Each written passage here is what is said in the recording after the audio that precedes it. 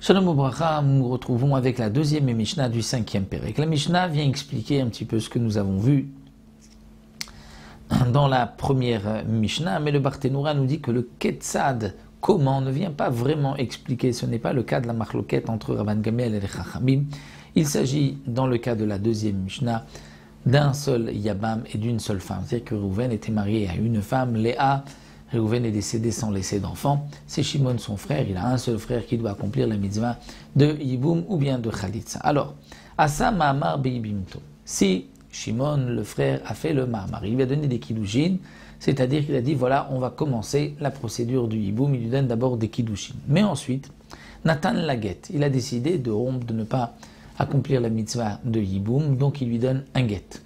Il dit voici pour les Kiddushin un acte de divorce et on s'arrête là. Ce n'est pas suffisant. Tzricha aimenu khalitza.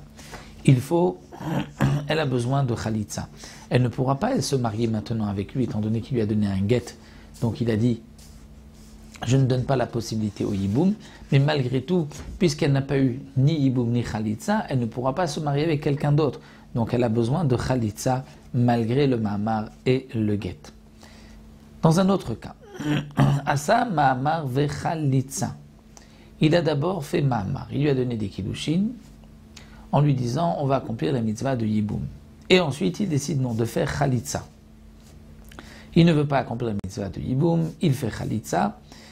Est-ce qu'elle a besoin quand même d'un get? Oui, Tzricha imenu get. Pourtant il n'y a pas eu de mariage, il n'y a pas eu de Yiboum.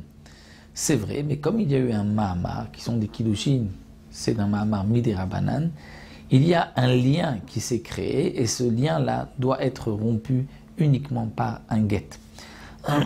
Donc c'est